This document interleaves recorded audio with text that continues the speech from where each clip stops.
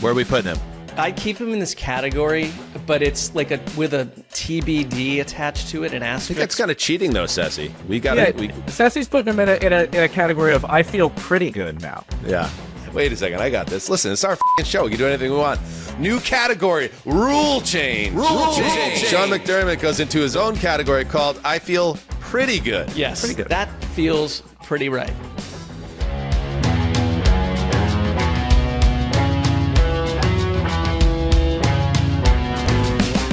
Heyo, welcome to Heed the Call, NFL podcast. Dan Hanzus is here, joined as always by my life partner, Marc Sessler. Ooh la la. Mark, is that a overcoat? Yes. Daddy likes daddy. Yeah, I'm getting Christmassy around here. Spent the morning putting up a bunch of Christmas decorations just to adorn the apartment. You definitely didn't. I definitely didn't. didn't. Be true. Yeah. I don't even own any Christmas decorations, but the idea, what about, the concept. Do you guys, like, when December comes around, does the Hollywood Dungeon get a little Christmas spruce up, or does that stay like blacked out curtains, chains stay on the wall? Like, is there a tree, or maybe it's a black tree, or is that just a different area of your life that you keep? It's secular. Yeah, it's that would hark back to my childhood. We also we have a cat here, and if you bring in sort of a tree type item, it's just utter chaos, and it's like, I don't need that. Right. Another reason to put the tree in the dungeon, because I assume the cat doesn't go in the dungeon, because the dungeon's different. Well, don't assume anything. Don't assume anything. Then. Gonna get ASPCA on this case. It's a football podcast. Hey, fun show today. End around Wednesday. We're going to have Jimmy Palmer joining us in just a few minutes. And we're going to check in on the hot butt coaches carousel on a week where Brian Daboll met his maker. Love the New York Post. The New York Post has this weird fetish for kind of like, you know how a dog or a pig or whatever will roll in its filth for fun? Sure. Or whatever the reason is. The New York Post will roll in the filth of a coach's like bruised or shattered ego after he gets fired, and you can guarantee same thing happened to poor Joe Judge. As I recall with Judge, they caught him opening up his front door as like a friend brought in 2 30 racks of Coors Light the day after the Giants fired him. We had the shot of a pissed off and probably clinically depressed Brian Daboll leaving his house wearing a Penn State hoodie, which I'm sure he had to dig out of the storage because everything he wore was blue for the last 4 years. Tough sitch. They can't help themselves, and we can't help but looking at it when they produce these covers, and it's tabloid-esque, right? I mean, so you're saying we're part of the issue. Like if we thought, hey, where's the human side of this, giving this guy a little space during the most difficult moment of his career and potentially life, maybe don't click that link, but I did want to see what hoodie he was wearing. So shame on me, I guess. No, you should be the person bringing over the 32 Coors Lights to Brian Daboll, but instead we're just bathing in the disappointment of his career arc. Be the change you want to see in the world. Tom Jones. All right, now, coming up, Jimmy Palmer, talking hot butts, checking in on our list from early September, what we got right, what has changed. I don't even want to say what we got wrong, and I'll explain why. We'll take no ownership of anything that doesn't look right on that list, and I'll say why in just a little bit. And just a reminder, and we're going to hit some news. We're going to do a little TNF preview. Jets Patriots. The Jets have not lost in over 3 weeks. They're on a run. I am going to soak this up. I might only have another day to be able to say this, but the Jets are undefeated 3 weeks and counting. We're going to hit the TNF preview. Yeah. Did I mention the news? Do a little bit of news. But first, I just want to share a program note, Mark. Okay. We said when we get to 30,000 subscribers on YouTube, we will share, or I should say Connor Orr will share his story, his scandalous tale involving Broncos head coach Sean Payton. the 30K challenge. And right now, where are we, Justin, on the 30K challenge? Right now, we are currently, are we close? I don't know. Define close. We are 3,309 subscribers away at this exact moment of recording. So we're over 26,000. We need to get to 30. You need to get to 30 to hear this Connor tale of woe involving Sean Payton. So do it. It's the Sean Payton 30K challenge. Unless our listeners are friendless or without family, why are you not bringing others in to make this happen very quickly? It feels achievable. And I just want to say, pulling back the curtain, we are a humble, independent podcast. We are in a beautiful, fruitful, hopefully fruitful partnership with Odyssey, who have been awesome so far. That partnership, that's all about the audio side of things and the audio podcast. So make sure you continue to download the show and listen to it over there. YouTube is kind of its own thing. It's in its own bucket, but it's an important bucket for us because I think we do our YouTube NFL program better than anyone else in our business. And that's a credit to you, Justin Graver, and a credit to you, Marc Sessler, and maybe Zuzzer over here gets a little credit. Doesn't matter. We're not saying who gets the most credit, but the show's great. And it's an important show. And so hit the subscriber, pound that subscribe, smash it. Leave comments, smash it. Good job, Mark.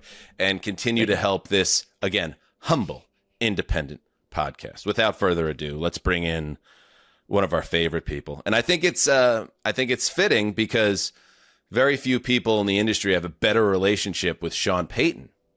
Iconically, this summer, Sean Payton sought out one Jimmy Palmer and said, James, I love this team. Held out his big right paw, and James shook it.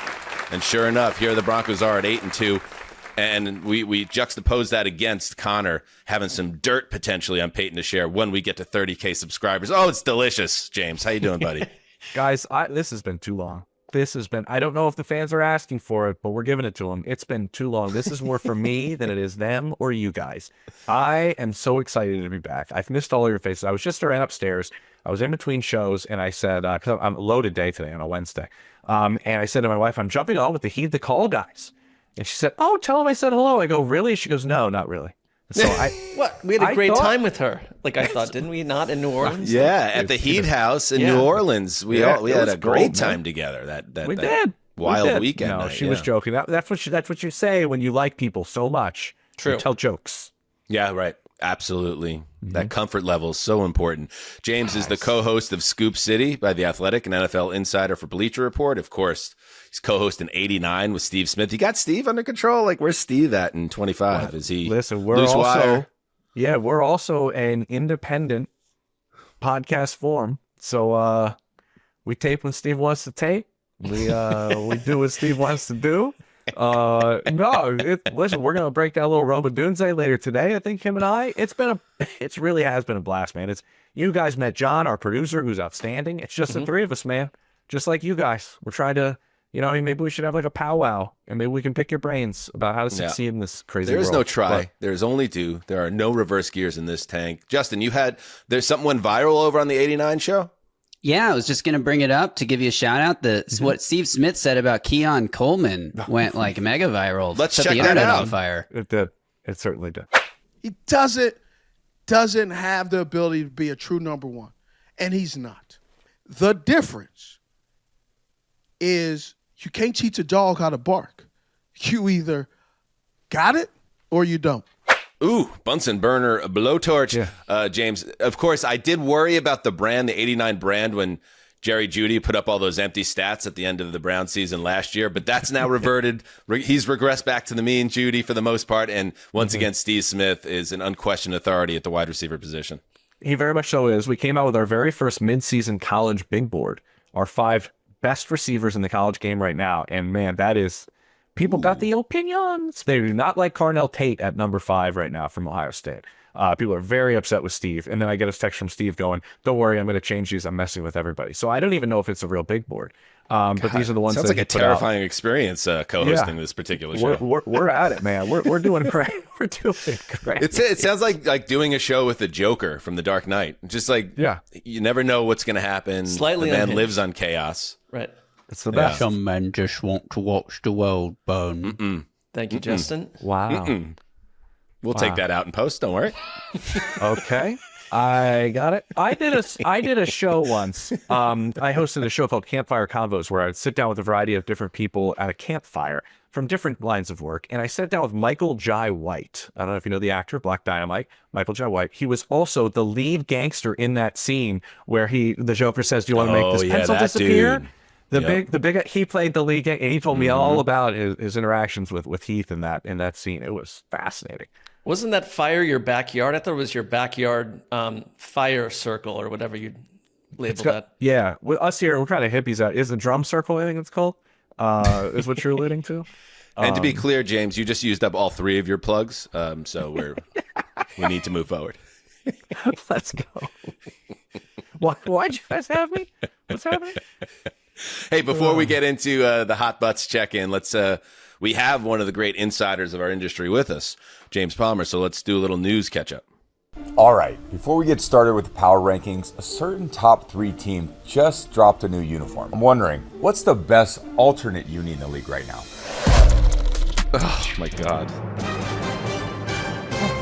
I was wondering if we were going to see that clone zombie dog walking around with 2 tails wagging at once in the background, but nothing. If you're a gentleman in the public eye who is aging in reverse, do you find it wise to come out and tell everyone that you cloned your dog?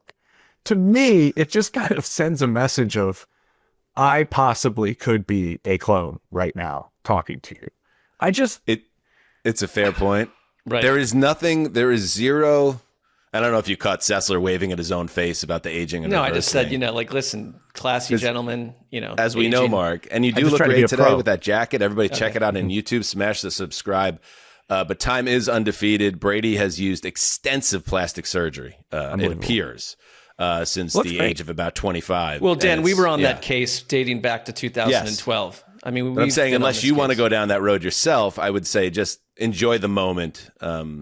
The victory lap there you were doing just then was. Well, I'm not looking to clone animals for the moment. It didn't strike me as a side hobby. So I think I'm free of that. It is interesting though, because like Brady, I feel like every time I see him do an appearance or this fakakta power rankings he does, which is nothing like the authentic one that HTC has as an example, he appears less human, more and more, not just how he looks, but how he speaks. Like here's another clip at one point from that 2.5 minute video that Fox puts out. 2 minutes too long. I watched Matt Stafford play video game football against the 49ers on Sunday, and it seems like he can run this offense with his eyes closed at times. I guess he's kind of proven that with the no-look pass, right? I should have tried that more. It looks so cool. It's not a human being. That is not a human being. I think it just makes us look a hell of a lot better at what we do, guys. Talking to the public, relating, just being a regular guy. You can see like his eyes like burning a hole through the teleprompter. Well, it's Botox wanting to get out.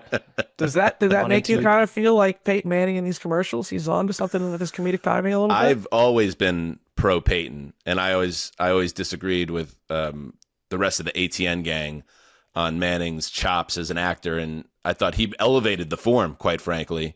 And now Eli, I don't know if you noticed, Eli's doing 1 million commercials now. I think he's Eli doing is more better than than Peyton. I think Elon's brother Eli is naturally more funny than Peyton. I Peyton agree. has probably better preparation and comedic thoughts on setting things up. But I think Well, just he was natural already humor, comedic. Eli is. Even as a quarterback, we found him a little. There were comedic moments with him that Peyton didn't offer. Like he's the younger brother. There's just a different setup with Eli. But I'm with you. I think he's the higher thespian.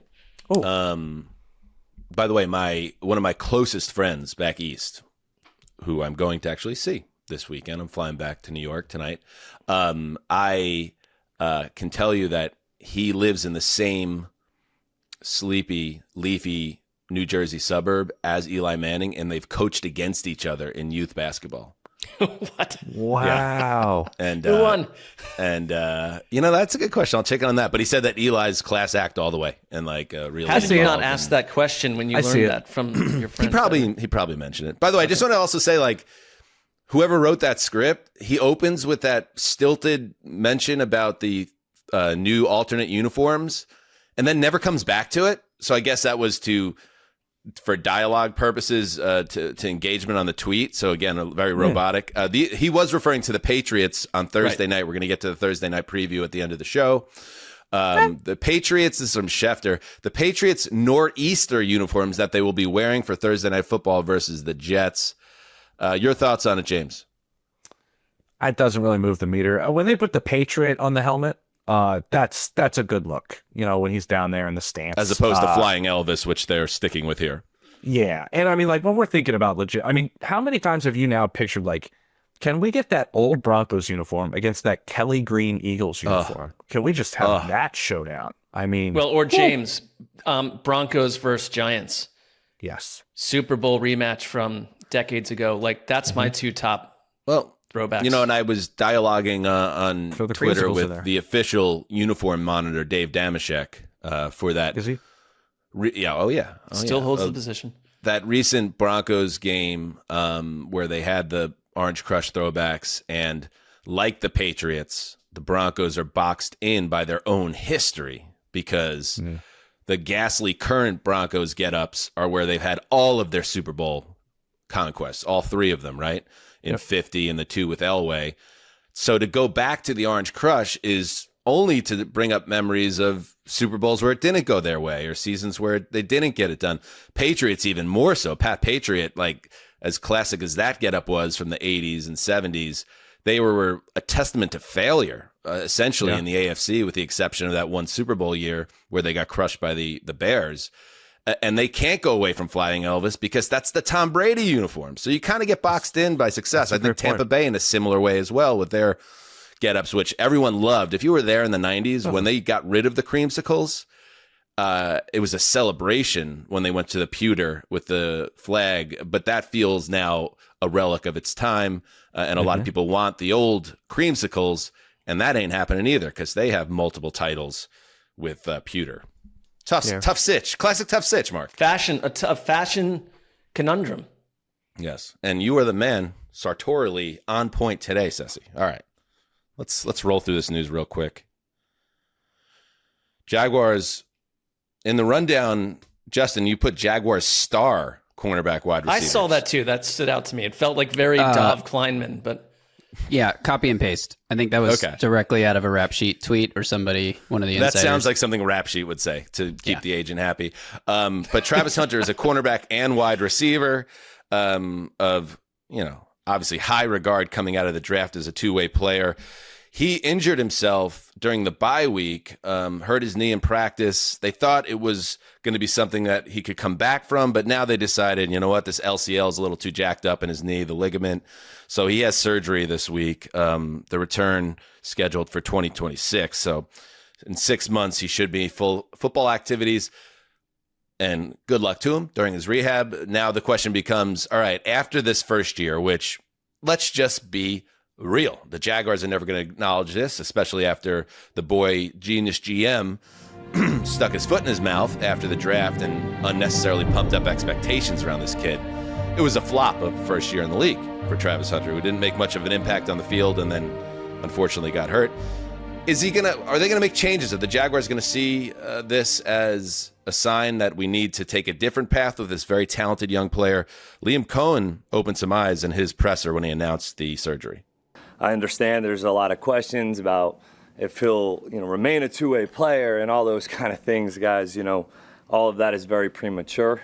And at the end of the day, like every player on this roster, he'll be evaluated at the end of the season, and we'll be able to give him his three best, and the things that we need to continue to improve upon, and the things we need to build on. But right now, our complete focus is on the Chargers and getting a much-needed win on Sunday.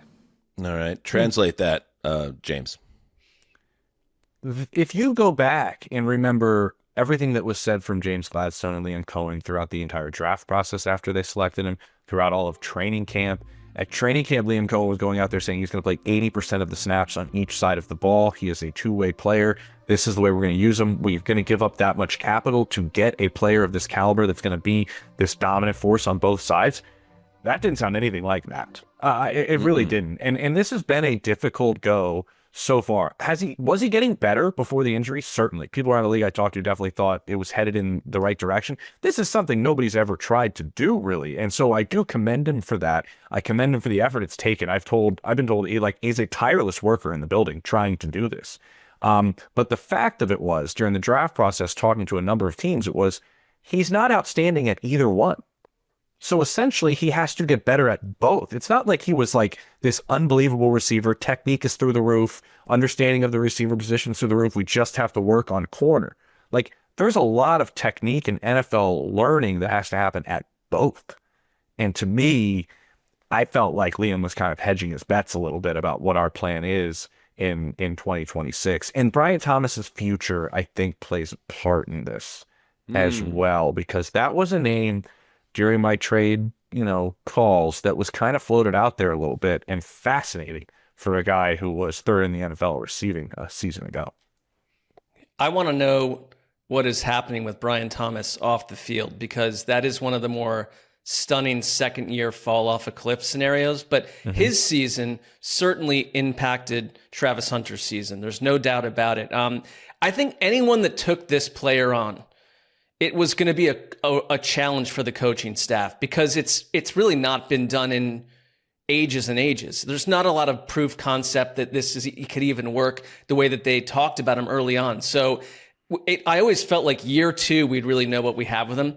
But now you go into rehab, which is, if you talk to players that have rehabbed, it's a lonely, lost, quiet process. And I hope that he can stay mentally plugged in. But I'm with you that it's important they made that Jacoby Myers trade, because they are down at wide receiver. And I don't know, if you're Liam Cohen, what you really think you're going to do with Travis Hunter a year from now. I mean, it's just kind of like a garbled scenario. It's not how you wanted this to go. And Dan, we're going to get hit with a bunch of off-season summer storylines like Travis Hunter is plugged back in now, blah, blah, blah, I think James is onto something, though. I could see them trading Brian Thomas in the offseason and then saying, all right, Travis is going to be our number one. And if he's going to be our number one, he needs to put his focus there. That would be my prediction. But yeah, it'll be interesting to see how it all plays out. All right.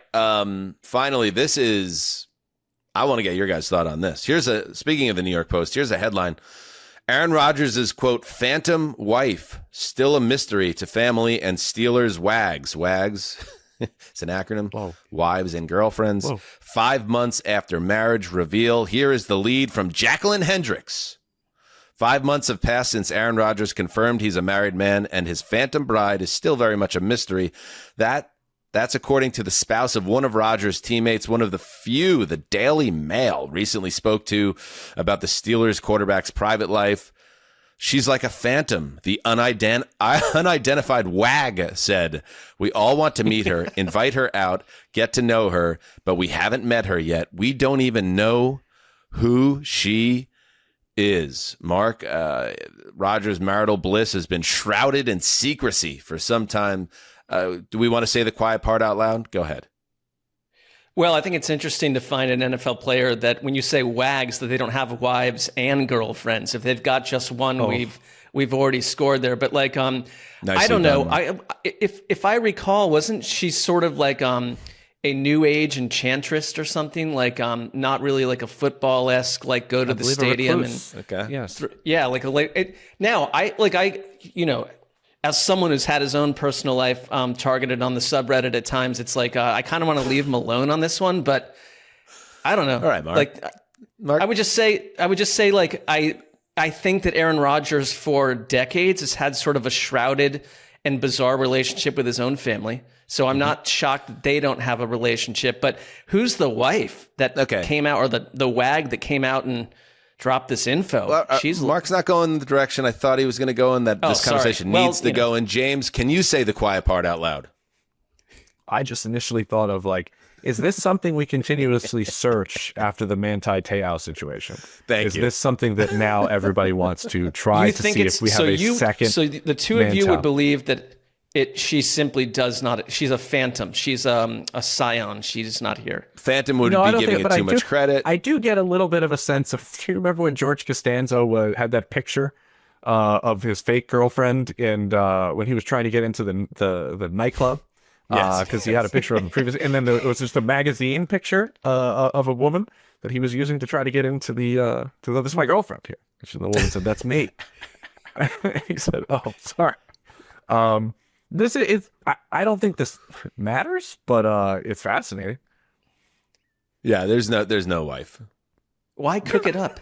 This isn't a thing. Why? And cook I don't it know up, if it though? gets.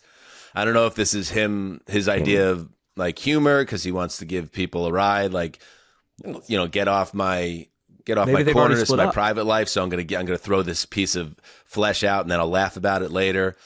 Or if he's just so like into transcendental, meditation or dark rooms that he thinks there is a wife in his life, but that actually isn't true. Transcendental meditation is where you went with that. Whatever it is. Well, Or this maybe does get more interesting, Danny, because yeah. if he plays in 2026 for the Steelers like he wasn't intending on doing, that just Right. extends the length of this Exactly. rouge. Yeah. Like he could be almost done actually. Yeah, I was with- going to say with though, it's either this WAG a situation. media creation for fun on his part, or to enhance his reputation, or get him in the newspapers, or like he literally does think he has a wife, but it's not real. So I do want to know which wag chirped like a little birdie on this one, though. I think that matters. Like it could pull the team apart. I want you to dig into that, Ceci. Real I Housewives of finally Pittsburgh. feel investigative, and I'm going to go down this road. Good. All right, let's take a break, and then we're going to check in on some hot butts. Have you heard of Goldbelly? It's basically a lifesaver disguised as a website where you can order the most iconic foods from restaurants all across the US, and they'll ship them right to your door. It's perfect for hosting Thanksgiving without losing your mind. And with Black Friday around the corner, it's also a genius move for holiday gifting. Goldbelly has everything: smoked turkey from Salt Lick Barbecue, lobster mac and cheese from Maine, and of course, the mythical pie cakin'. Because why choose between pie and cake, Dan, when you can have both? I mean, you got to take the both option. I love Goldbelly. I have a great story for you, Mark. So I used this product when my wife and I got married. We had our, the dinner that you have before the wedding, the night before. The rehearsal All the dinner, sure. Rehearsal dinner, Yeah. yes, of course. That's what they call it. We had Terry Black's barbecue in Austin, Texas, where we got married. And for our anniversary recently, what did I do? I go on Goldbelly. Terry Black's is an option, and I get some delicious brisket and some pork ribs, and I order it. A couple days later, it's in my house, and we're reminiscing about the wonderful rehearsal dinner and eating delicious Texas barbecue, and that's what it's all about. The idea that you could take this special food from around our country and bring it right to your doorstep, and maybe make your wife like you just a little bit more. Well, yes, it's the perfect way to use Goldbelly. You're a man of romance. So if you're looking for that perfect holiday gift or want to impress your friends and family with an epic Thanksgiving, go to goldbelly.com and get 20% off your first order with promo code HTC. That's goldbelly.com, code HTC for 20% off your first order. Hey, Mark, the way to a woman's heart, the stomach. It's good for me to know. All right, we are back. Oh, man. James, a lot has happened in the NFL, in our lives, since early September when you were on this program and we diagnosed, as we do every year, a tradition here at Heed the Call, who are the coaches in most danger entering the season. And now it's time to revisit our initial list, James, and then decide what changes need to be made based on what's happened in the first 10 weeks of the season. That all makes sense? That makes a ton of sense to me. Okay, great. So here's what it looked like. When was this, Justin? September 1st around? September Oh, 1st with boy, an the memories. update on September 3rd. Right. So this is the September 3rd when I had an initial list, and then I was talked into a few changes after we had a collective conversation.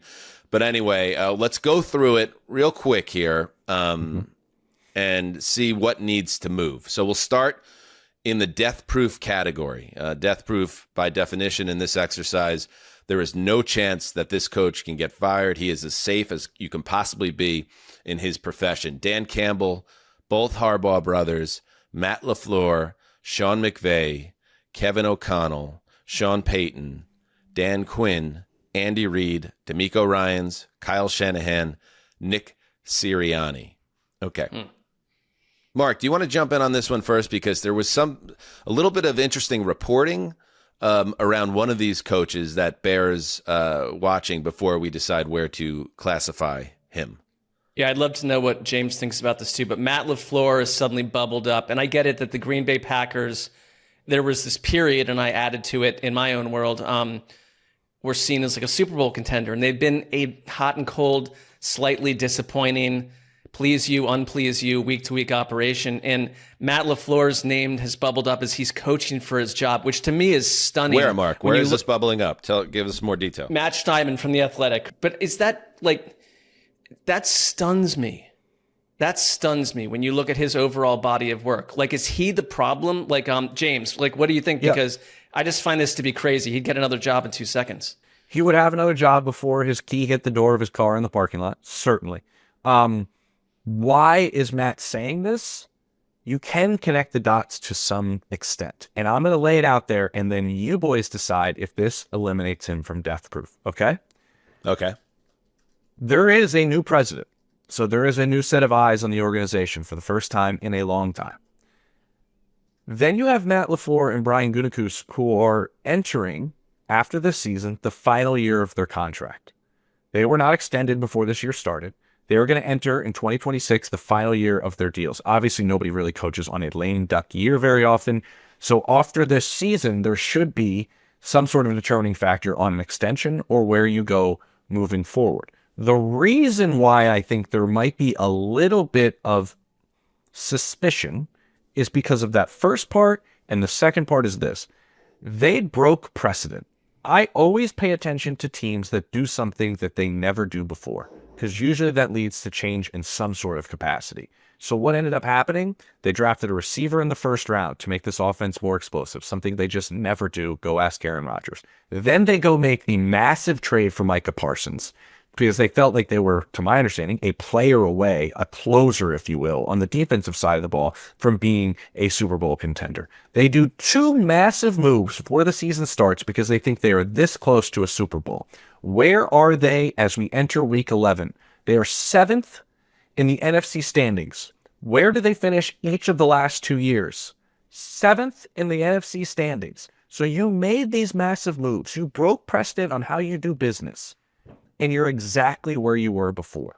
I do think there's plenty of people in that building that still think the world of Matt LaFleur. I don't think he's going anywhere. But with everything I said, is there any thought from either of you to move him out of death proof if this season continues to be as up and down as it is? And I would also say around the league, is this Matt LaFleur, or is this still Jordan Love hasn't developed the way everyone expects him to? Yeah, and that people are going to point the fingers at LaFleur if Love isn't developing into the superstar they're paying him to be. I think what was a blessing in August when Micah Parsons landed with Green Bay in that trade now is a little bit added pressure now that you can look at it from this angle, because there's expectations that were raised that he's not meeting at this time, or the team is not meeting at this time. I think you could see it. You could see it on Monday night on the sideline, the pressure that you could tell that, and the frustration LaFleur is feeling that he can't get this team to play and this offense to play the way he expects it, scoring 7 points in your own building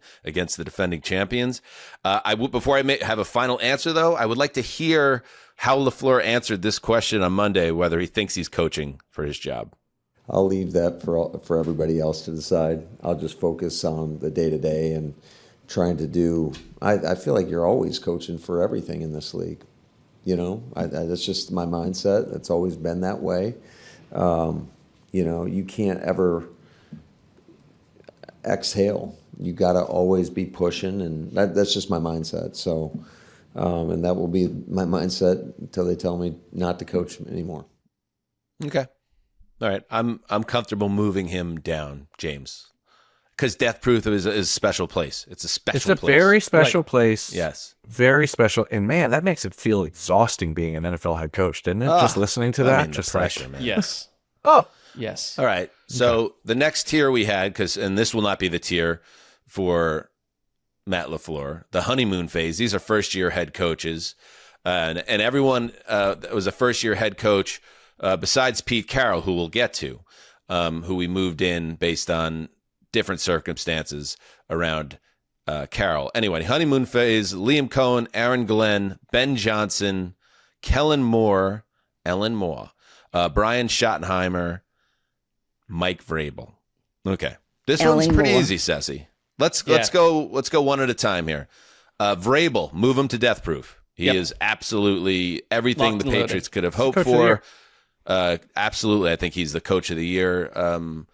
Heavy favorite, I would imagine, or close. If he's not, he's right there. Schottenheimer, I think he's okay to stay there. Stop me if you disagree. Nope, correct. Ellen Moore, I don't know. I mean, the Saints are such a mess. I would imagine he's not going to be blamed for when they go 3-14 or Great whatever. outing from Tyler Shook the other day. Yep, Yeah, and that's I important. think Ellen Moore has done a good job, actually. But we're not going to move him to death proof, right? No, but I think he can stay right here in this Yeah, world. I agree. Ben Johnson, I feel like Death where proof. things are right now. James? I might go to death proof. I mean, Yeah, I think- the returns have been outstanding. And not specifically with Caleb Williams. It was being the CEO, head coach of the entire room, the guy who loves to spend time by himself in a closet.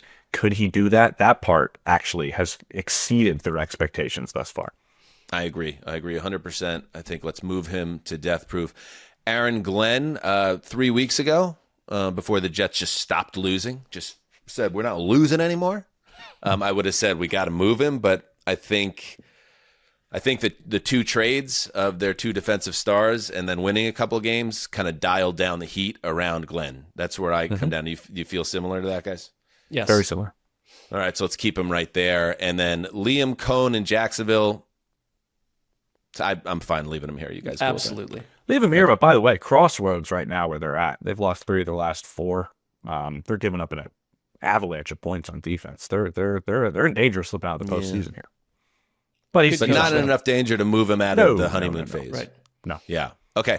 Let's move to the I feel good, the James Brown I feel good category. This one still gets me, actually. Yeah, we got the long on YouTube. We have the wrong James Brown in the graphic, but we have not fixed it yet, but we're getting toward it. Maybe a 2026 project. All right. Todd Bowles, Mike McDonald, Sean McDermott, Mike Tomlin, Pete Carroll, Kevin Stefanski. Okay, let's go through these now. Okay. I'm moving Bowles, somebody. Let's go. Cool. McDonald, death proof, right? Death proof. Death proof. 100%. Just, Do we forget just like this, bro? Vrabel, his program has taken hold. 10 games as a rookie head coach last Yeah. year. So McDonald moves to death proof. Super All right. safe. Sean McDermott, interesting. Okay. I'm not going to overreact to, what happened in Miami, okay? I do think maybe McDermott could be a little bit more nervous. This one, let's talk about McDermott. Do you feel differently, James, about Sean McDermott's job security than you did on September 4th? Yes. I feel like it's a little bit more on shakier ground than it was at the start of the season because they had the same issues they had a season ago with the offense. Now, I will say this. I mentioned the trade deadline before. I've never seen a general manager more distraught in their post-trade deadline press conference than Brandon Beane. Guys, the guy tried everything. He tried to make so many trades and couldn't get any of them across the finish line. I'm not sure that would have totally helped. They actually looked at defensive line much more than people think. They did look at receivers, obviously, but defensive line was big for them. They have only one way they can win. I think that, Dan, is the part that jumps out at me. They can only win one way right now, and I don't see that changing. What do you think, Celsi? I'd keep Where are him we in putting this. him? I'd keep him in this category, but it's like with a TBD attached to it, an asterisk, where it's like I think what happens between now and early February matters a lot. It also matters. I think the that's kind of hiring cheating, though, cycle. Ceci. We got Ceci's we putting him can't put any in a notations. category of I feel pretty good now. Yeah. Not just Yeah, I I feel think good. he's almost like kind of like LaFleur in like his own type of category. But I feel good. I don't think like I'm moving on right. from this guy. Wait a second. I got this. Listen, it's our show. We can do anything we want. New category. Rule change. Sean McDermott goes into his own category called "I feel pretty good." Yes, Pretty good. that feels pretty right. Yeah. Rule change. All right. All right. Let's do it. What about Tomlin? I mean, should he join McDermott? And I feel pretty good, actually. Yes. I mean, I feel like he can't feel. It feels like to me, Mark, that the Steelers season is trending in the wrong direction. And again, while you don't want to be a prisoner of the moment ever, but especially in this exercise, a Steelers team that's lost 3 of 4, that looked totally overmatched against the Chargers on Sunday night. The Ravens are rising up. Joe Burrow's on his way back. I don't feel great about this season ending any other place other than 8 or 9 wins right now. And I just wonder if that would be something that causes ownership finally to say, like, we got to change what we're doing here. This cul-de-sac of elite mediocrity, it's time to address it. I mean, should he shift into a different category? It's an organization that's different than any other on this list in the sense that you've had 3 coaches ever, and there's no knee jerk. There's no the coach. He's not always the problem, I don't think here. Like it's about the ingredients he's had, but I feel like now it's bubbling up and it's a little bit different. Like I'd be all right putting him in. I feel pretty good in the sense that maybe it is time for a change. Maybe it's a time for Mike Tomlin to go somewhere else. I think he'd get another job also in before the key goes in the car, as James said. James, you decide. I think the Giants, the mouths would be watering if this ended up happening. And they would be all over that in a heartbeat. I would say the one thing that makes me go into a little, I feel pretty good, and there's a Larry David poster there or something. I would say they went all in this year. I mean, all in. That's usually not the way they do business, and they really did. Is that part of a tipping point? I'm not sure. He always takes a little bit of time after the season. You ever notice that? Where he's always like, I'm so exhausted. And then it goes dark for a minute, and everybody kind of waits to see if this is the year. It happens every year. Yeah. We'll see what happens. All right, so we're going to move him to the Larry David. I feel pretty good. Yes. Okay. All right, Pete Carroll. I'm going to make a case for moving him to the next category. Okay. So let's stick a pin in him, and it's Stefanski as well. So let's move to the Chandler Bing Memorial. Could I be any more nervous category? We already have 2 coaches that are no longer with us in this NFL. It's Brian Callahan of the Titans. He was fired week 6, I believe. I thought Great There told us he was safe when we did this last time. He did. Actually, I think we moved Callahan. Or we didn't move Callahan. We had him in this category. Justin was down on Callahan, but also thought he had a little more security. Does that sound right, Justin? Yeah, so what I was told before the season is that the Titans management really did not want to fire Callahan mid-season. Betrayed by his own sources. Hoisted up on his own petard, Sessy. Yes. What they told me was the only thing that matters is Cam Ward, and if Cam Ward looks good and the offense takes a step, then wins and losses don't really matter. But what ended up happening was the Titans were a massive disaster. If you look at stats like EPA per dropback, Cam Ward is last in the league. The Titans offense is among the worst in the league. And so while it wasn't about wins and losses, which, wins also didn't come, the offense was a complete disaster, and Callahan's situation became untenable. So the scenario that they said, this is the only way we'll fire Callahan, that scenario played out.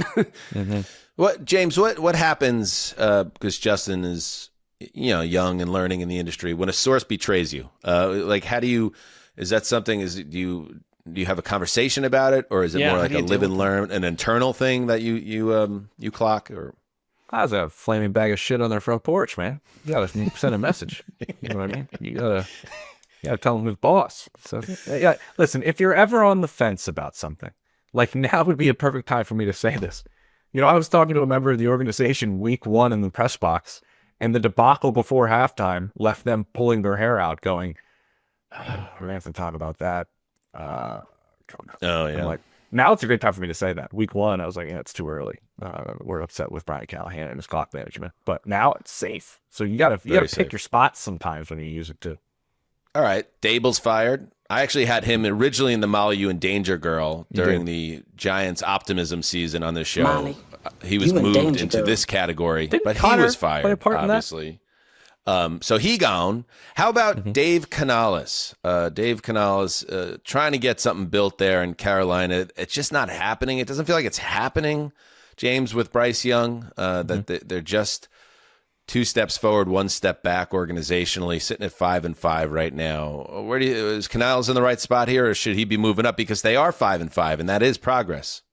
It is. There's actually some positive buzz around him, checking around, because I do my preparation for this show. Oh yeah, baby.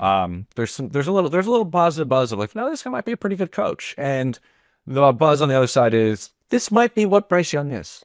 Like honestly, like this might be what he is. Like you're gonna need a good run game. You're gonna need a good defense. He's okay. He'll make a handful of plays. He's not gonna win you games, and that's frustrating when it's a former number 1 overall pick. But I think they're coming to that realization. But at the same time, they're coming to the realization that like Dave is actually a pretty good coach, though.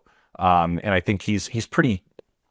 I mean, with that owner, I never want to say safe, but it seems like it's shaking out that he's relatively safe.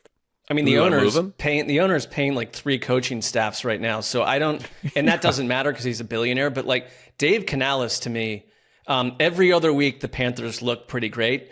So I just think Dave Canales probably should have the opportunity to pick and choose a new quarterback if he needs. But I like Dave Canales. I think he's a good coach. Let's move him to I feel good. Let's move him.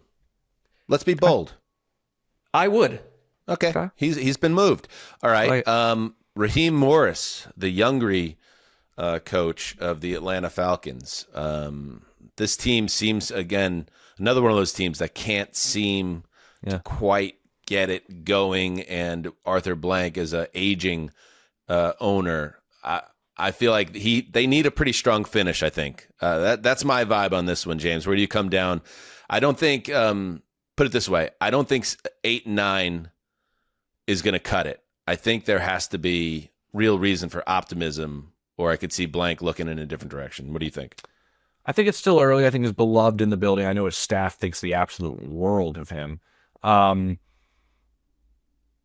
think they thought the quarterback was going to be better heading into this year. I mean, some of the stuff that I was told out of that building heading into this year, I mean, they were over the moon. And now that conversation that I have has shifted a little bit, and now is like, man, he still does some great things, but there's some other things that are like, and they can happen. I mean, he's still in his first year as a starter. Honestly, he played 3 games last year.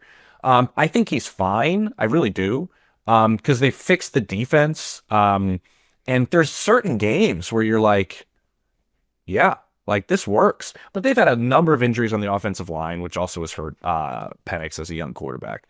So I think he's fine, though. I really do think he's fine. And James, I'd ask you this because like some of these guys, and it's, less and less, but he's defensive minded and like his job was to come in and fix the defense. And the Falcons defense looks very different than it had for a very long time. It's like, so hasn't he sort of done what was advertised? If you're Raheem Morris, and the offensive side, is it someone like, the offensive coordinator is the one that goes. It feels like a scapegoat situation where the coordinator gets slashed. But Raheem, to me, feels like what he's good at, they're showing that as the Falcons. Yeah, I'd say real quick, I don't think Zach's going anywhere, Dan, but I would say I wouldn't be surprised if like another staff move happens. Remember they fired their receivers coach like a few weeks back? Mm-hmm. I wouldn't be surprised if there's some more tinkering on the coaching staff by Raheem. Got you. Okay. I thought, Zach Robinson. Yeah, I think there's been a lot of criticism around that scheme. I think you guys have convinced me you want to move him into I feel good as well? Shall we? I feel pretty good. Okay, let's move him to Larry David. Year. I feel pretty good. All right, how about another Zach Taylor? These things tend to have mechanisms to them, right, James? And you have a disappointing year, and then as a head coach, you have another disappointing year, and then you have an option to like pull the trigger on a protection move. In this case, it was pushing Lou Anarumo out the door at DC last year. They bring in a new DC. The defense is somehow worse than it was last year. The team is disappointing. The quarterback gets hurt. I wonder if this still is a good spot for Taylor, because Joe Burrows could be back by the end of this month. Could Burrow save Taylor's job by leading the Bengals to a strong finish. I feel like he's still in the right spot. What do you think? I think it's in exactly the right spot. I got nervous for a minute there when the locker room was kind of cracking, specifically after that debacle against the Bears. But I go back and go, wait a minute. He brought in Joe Flacco. They traded for Joe Flacco. And since Joe's arrived there, they have the number one offense in the NFL in EPA per play. Yeah, he deserves credit for that. That is a fair that's point. remarkable. Yeah. Like I think that the Joe Flacco success, even if they don't do anything more with it than they already are, I think might save his job in all honesty. That's his side of the ball. Like that's his side of the ball. But there are some other things that I question, and the contract is coming up, and we know the way the Bengals do business. Well, and think about how, like, if you're Mike Brown, you kept Marvin Lewis on a bland Bengals team there for like a Mesozoic era length of time. Like there were no changes, and it's not like the kind of owner that's just going to flip flop between coaches. And I would say one thing about Zach Taylor, like he's had to deal with the absence of Joe Burrow. It feels like endlessly. It's whether it's been for an entire seasons or half a season or chunks of time, and survive. And it's like, you're right. We mentioned the EPA thing on our previous show that like when you get a functional quarterback in there, that offense and the parts there absolutely work. It's the defense that's been an issue. Mm-hmm. Okay, let's keep him where he is. How about Jonathan Gannon in Arizona? That program is just not achieving flight. I think the question here, Mark, will be, does the coach survive because you decide it's the quarterback who's the problem? They played a lot better. Obviously, it was a tough Sunday in Seattle, but overall, the offenses look so much better with Jake Brisket at the controls. I tend to think this is a good spot still for Gannon because of that. If they could finish and be competitive, keep him right here. What do you think? I'd agree. They were 8-9 a year ago, so record-wise, it may be a step down. I think we've got a big quarterback change on the horizon, obviously. They've played teams really close up until this last disaster. They really have. So it's like, if you're Monty Austin Ford, if you're the owner, like, do you keep this together to see like what you might be? And my one thing with a lot of these, like, oh, if you're not there in 2 or 3 years, we just fire everyone. It's like, and then what? Like, what if we stick with a coach for 6 or 7 years? Like, that's not the trend, but like Jonathan Gannon, I feel like deserves a little bit more time. He inherited an absolute bundle of disaster, and they're still messy, but I'd give him more time. I'm keep him right here. Yeah, I think Kyle Murray's a perfect scapegoat, James. I think the I think coaches that's how have it's been going to the play out too. The coaches have been the Kyler Murray scapegoat for a number of years, and now I think it may flip. And I think it may flip for what Mark's saying. I think they built this thing the right way over the last couple of seasons, and you've seen the players they've picked, the positions in which they play, and the way that they've kind of built this. This was the first year they were able even to do anything in free agency, like anything, because of the spot that they were in. So I do believe he's relatively fine. I'm just fascinated by this Kyler Murray situation after the year. I mean, just absolutely fascinated. It might be this time the coach wins out. And then I don't know. He may go play baseball. Like, I'm not sure what Kyler Murray's future is. He still has, I think the Athletics still have his rights. But could you see him being a backup somewhere? I really can't. No. So I don't know what the landing spots are if they end up parting ways with him. A Twitch star. Go on Twitch and just perform the way that you do what your heart's desire. The way the NFL works is guys come and go, right? They age out of the league, but there's always somebody to replace those guys that age out, and maybe he's now the new Russell Wilson. Maybe he has a couple-year window where he jumps around and lands in places.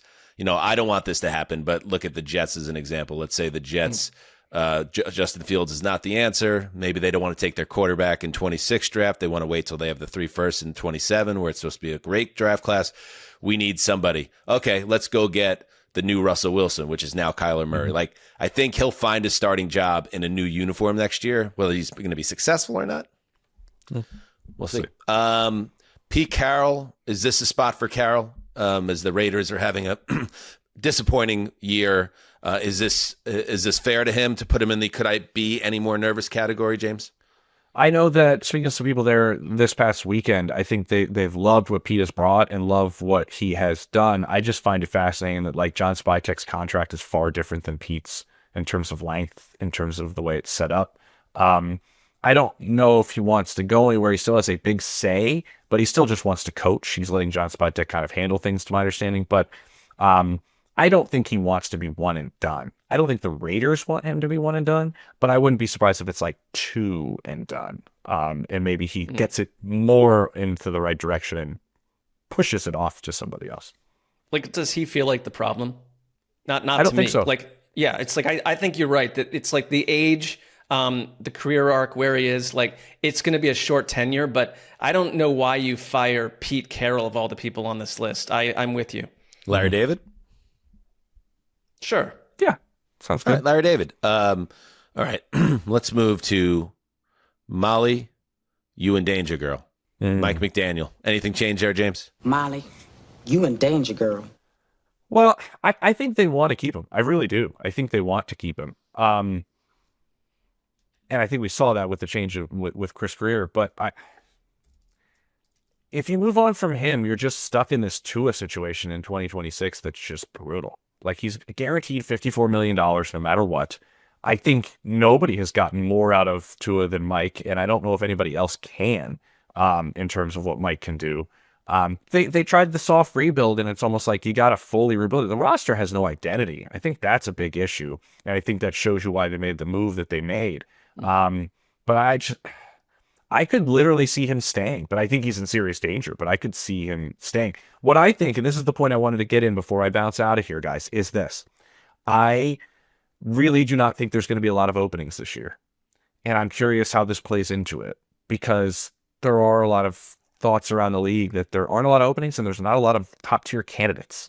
And does that change the thinking of some teams going, is the grass actually greener, or should we hang on to this for a year? I think that would be similar to the Matt LaFleur situation.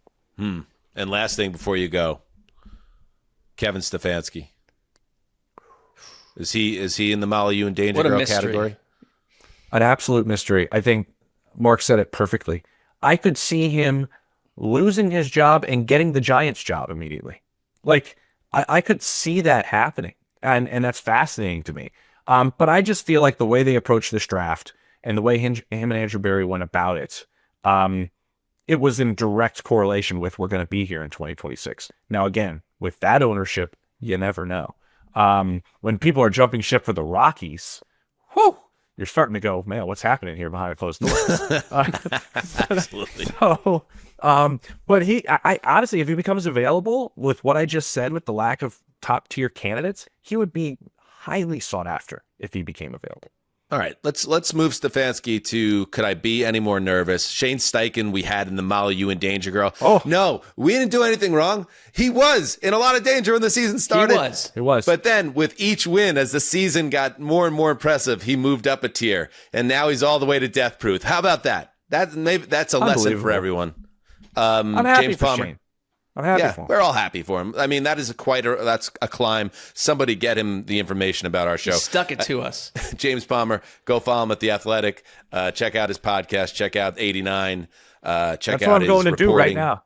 I'm going to do 89 right now. Don't tell don't tell Steve that you're late because of us. That's all. Just I'm going please to tell don't. him Yes. immediately. I'm going to listen. Oh, shit. Do you remember these All right. guys? I'm going to hold up a picture of us from the Super Bowl. Do you remember these individuals? He's like, I don't remember them.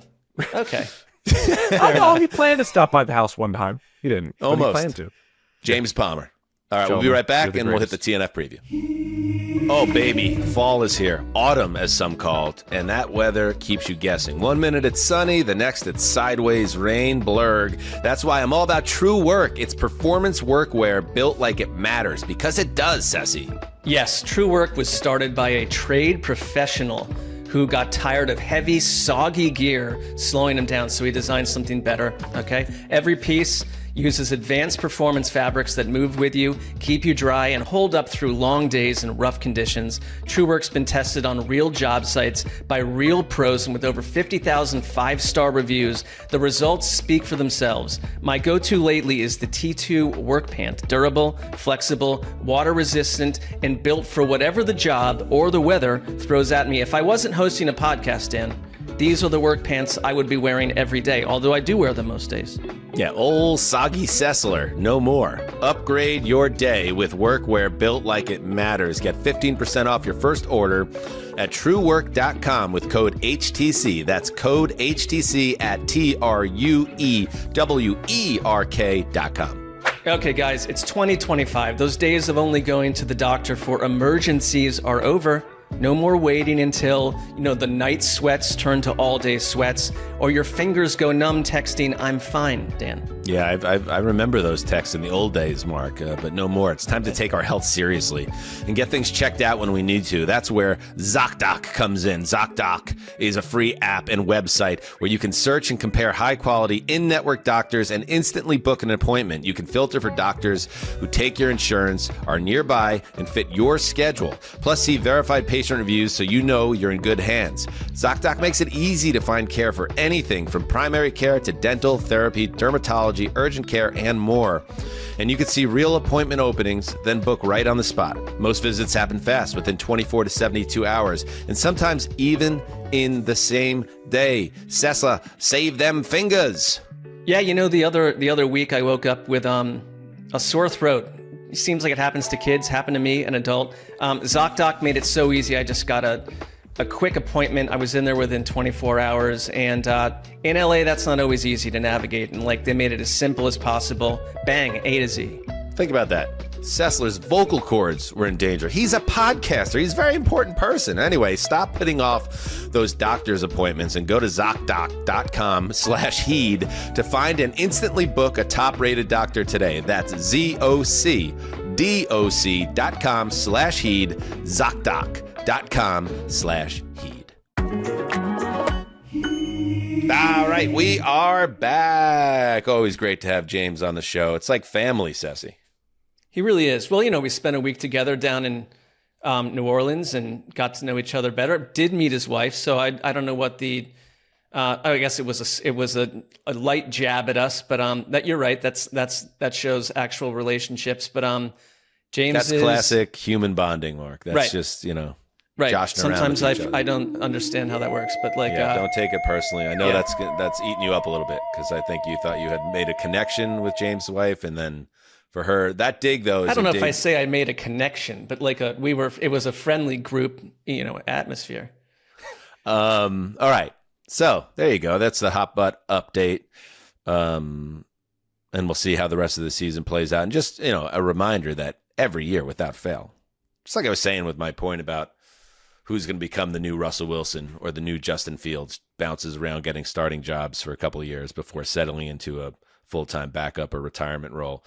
5 to 8 coaches are going to go. It's just the way the league operates. And right now we're already at 2 on November 12th. So let's see what happens. All right. I think he's right that it gets closer to 5 than 8 this year. This might be just a few less this year.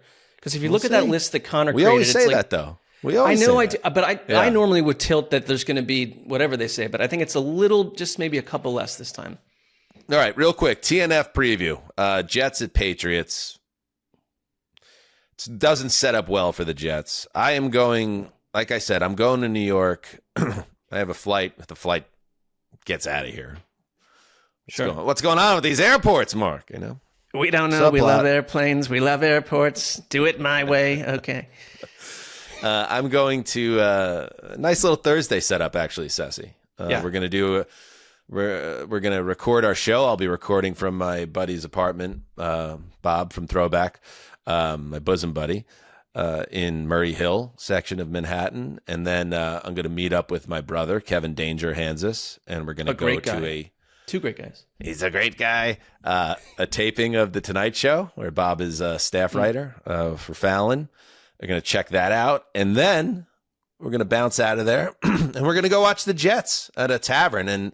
And Mark, you're going to hold that down on the Thursday night recap. We'll jump in.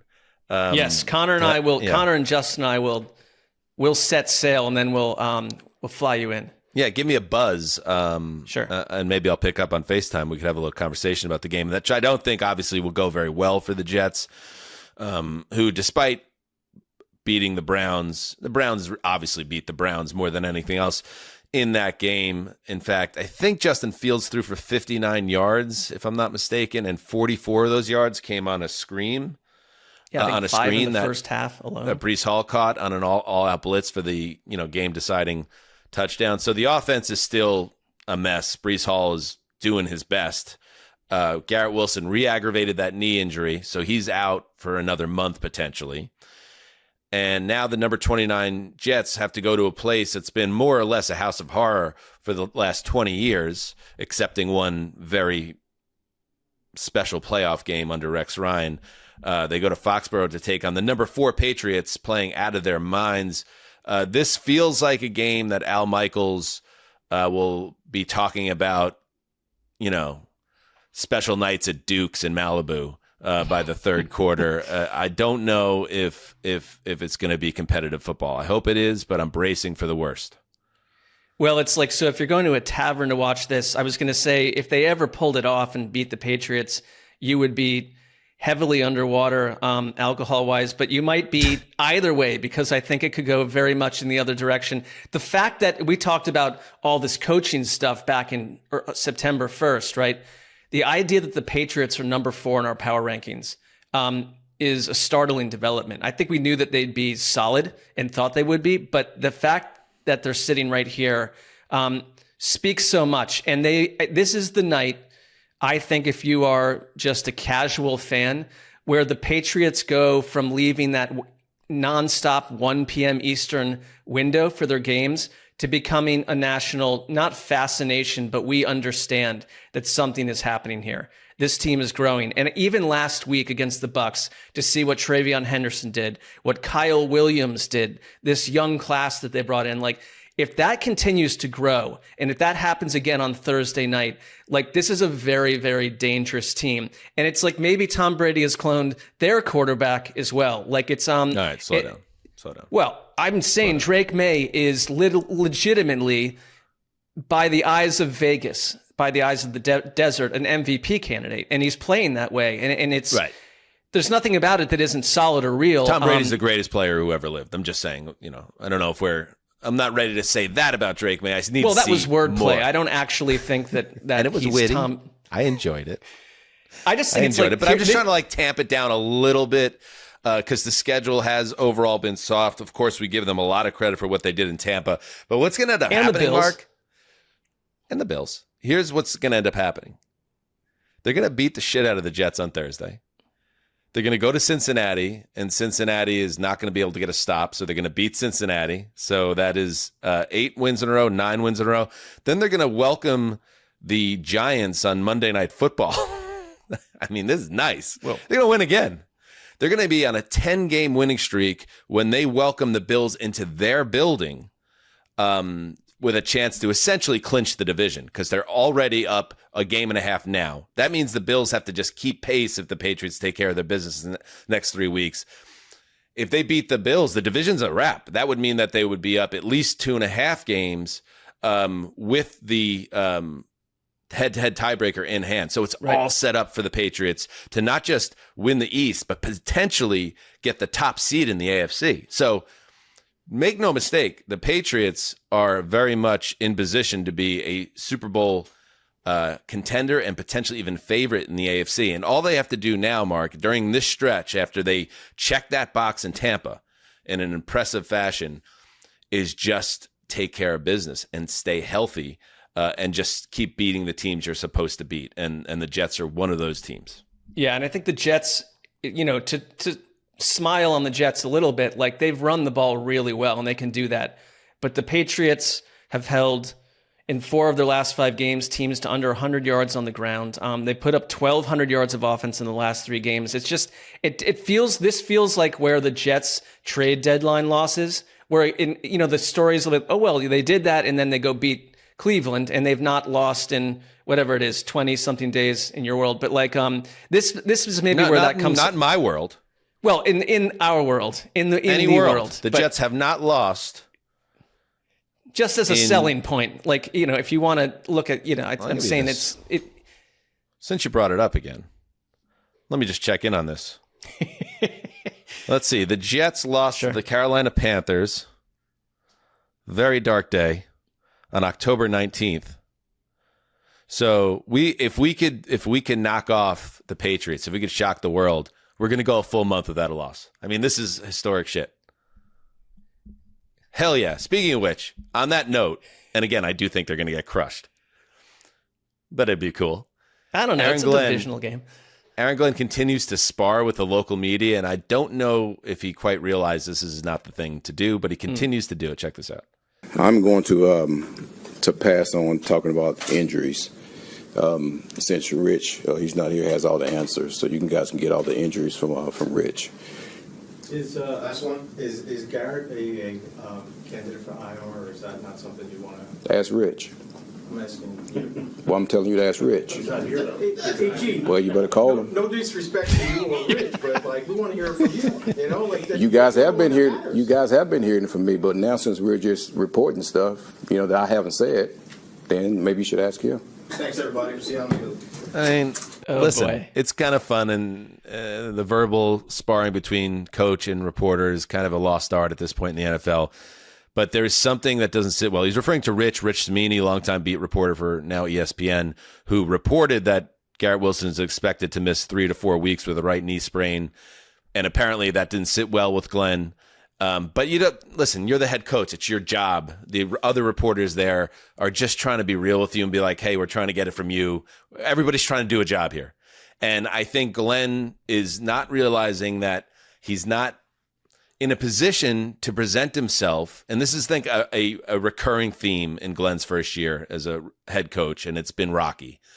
Like, you have to have a couple pelts on the wall as a head coach to even have that type of energy with the press. There's a give and take to it. And if it's done with a wink, okay, it's one thing. But I think Glenn sometimes has taken the wrong lessons from people in his past, Bill Parcells, most notably, when it's like, dude, this is meat and potatoes head coach stuff. Just have a good relationship with the media, because in some ways they will decide whether you live or die in that big chair. Right. This isn't year three of Rex Ryan, where we understand that this is allowed. But I do think that Aaron Glenn, that kind of made me laugh. But Rich Cimini, who's been through hell 14 times with this team and is a great reporter, he doesn't deserve that. But secondly, if you're Aaron Glenn, you're passionate, we get it. I'd see a lot of fire and passion from him. It's got to be hard to be losing the way that they have. You've got to, as a head coach in 2025, keep that passion down in these situations. You just do. And he should know that better than anyone. Yeah. He was a New York Jet. It's like he was bathed in New York, but it's like it's playful, and then it turns ugly. Coax 11 wins out of this team, and then jab with Rich Cimini. Right. Anyway, they're on a 2-game winning streak. They haven't lost in almost a month. Good luck, Jets. I'll be at a bar drinking one way or another. You will. Okay. All right. Good show. Thanks again to James Palmer. Tomorrow, Connor Orr rejoins us for the Week 11 preview. How about that? And the Thursday night recap of the Jets Patriots. So make sure you're there for that. Thank you for your support. Remember, 30K subscribers on YouTube gets the story of the century. Connor Orr v. Sean Payton. We're not building that up at all. Okay. Until tomorrow, do what you must. Heed the call.